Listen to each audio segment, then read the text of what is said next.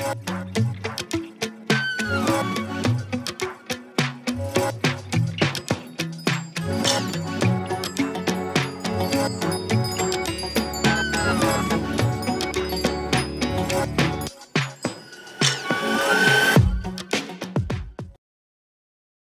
हैं ना, वो जो अपना एक्सपीरियंस हुआ होता है ना, वो कहते हैं इस एक्सपीरियंस से आप फ़ायदा उठा लेना। वो समझते हैं कि जो भाई मैंने तो ये दवाई खाई थी, ऐसा हुआ है, तो तुम भी ये दवाई खा लो। मेरी चीज़ होती है। ऐसा भी नहीं होता कि अगर आप ये देखें, अक्सर लोग ये कहते हैं कि हकीम की दवा से या जड़ी बूटियों की अद्वियात से, हर्बल अद्वियात से बहुत से लोगों के गुर्दे ख़राब हुए। ये बात बहुत फैली हुई है।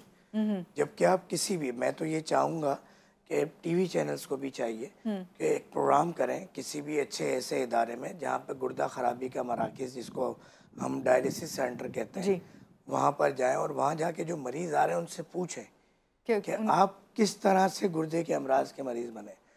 यकीन कीजिए, मेरी पर्सनल एक तहकीक है कि अगर 1000 मरीज़ों को आप देखेंगे तो उसमें से 999 मरीज़ ऐसे होंगे जिन्होंने ज़िंदगी में हर्बल दवा खाई नहीं होगी।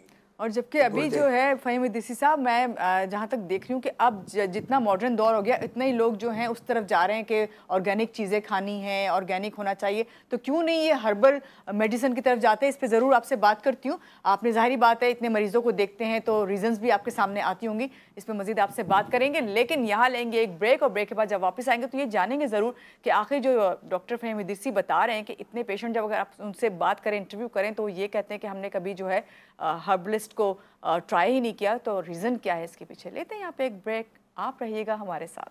में एक बार फिर आपसे कहेंगे खुश आमदीद, और बात हो रही है, हमारे साथ है डॉक्टर फ़हीम इदरीसी, हर्बलिस्ट हैं मदीने वाले, और बात कर रहे हैं हम कि किस तरह जो है आप अपनी शुगर को या फिर उससे होने वाली मुख्तलिफ बीमारियों को कंट्रोल कर सकते हैं, ख़ास तौर से जो गुर्दों पर इफेक्ट होता है। फ़हीम साहब, बात यहाँ से करूँगी कि अभी ब्रेक से पहले हम बात कर रहे थे कि लोग जो है, मैं आपसे कह रही थी कि ज़्यादातर ऑर्गेनिक चीज़ों की तरफ जा रहे हैं, उनकी कोशिश ये होती है। लेकिन जब हम ट्रीटमेंट की तरफ आते हैं तो वही बात जो आपने कहा कि घर घर में कोई ना कोई डॉक्टर होता है, कोई ना कोई एक्सपीरियंस रखा हुआ होता है, तो अपने तमाम तजर्बात जो है पूरी फैमिली उस पर उंडेल देती है जो पेशेंट होता है ना। यहाँ मैं बात करूँगी कि पाकिस्तान में तो चले ये सब कुछ देखने में आता है, ऐसी प्रैक्टिस है हमारे घरों में सबके, मैं इससे इनकार नहीं करती। मैं खुद शायद इस तरह की हूँ कि भाई मैंने तो ये किया था, तुमने ये नहीं किया, ऐसे क्या किस तरह हो सकता है। तो यहाँ मैं बात करूँगी, आप दुबई में भी माशाल्लाह आपकी जो है क्लिनिक है, और आप मदीने में भी काम कर रहे हैं। वहाँ पे जो पेशेंट है उनका अगर आप यहाँ से मुआवजा करें तो क्या कहेंगे, क्या बताएंगे आप हमें? सबसे पहले तो ये है कि मैं एक बात नाजरीन और देखने वाले लोगों को बताना चाहूँगा जी, कि नबी करीम नबी अज़ीम सल्लल्लाहु अलैहि वसल्लम की हदीस शरीफ है कि जो शख्स दवा की माहियत ना जानता हो और जिस्म के आज़ा के बारे में ना जानता हो, अगर वो इलाज करे तो गोया अपना ठिकाना जहन्नुम में देखे।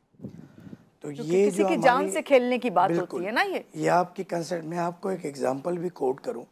एक खातून थी, उनके बच्चे का कोई शायद पेट का मसला हुआ या चेस्ट इन्फेक्शन हुआ, तो उन्होंने, पड़ोसन ने उनकी बता दिया कि आप दूध के अंदर वो सौंफ उबाल के दे दें, वो ठीक हो जाएगा। उसके बाद वो बच्चा आईसीयू में चला गया। इस मशवरे के बाद रिएक्ट कर गए काफ़ी देर वो बेहतर था, बहुत अच्छा था बच्चा।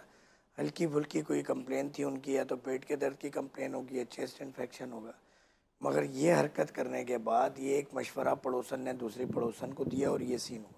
इस तरह के कई केस देखने में आते हैं। देखिए, 4 मौसम अल्लाह ताला ने बनाए, 4 मिजाज, इंसानी जिस्म के अंदर भी 4 मौसम है जी। अब 4 किस्म के एक मर्ज के 4 डिफरेंट पार्ट होते हैं। अब आया कि वो सौदावी अमराज में है पेशेंट, बलगमी अमराज में है, सफरावी अमराज के अंदर है, ये देखना होगा। और हर एक का अलग ट्रीटमेंट है। तब्दीली बिल्कुल ऐसे ही है।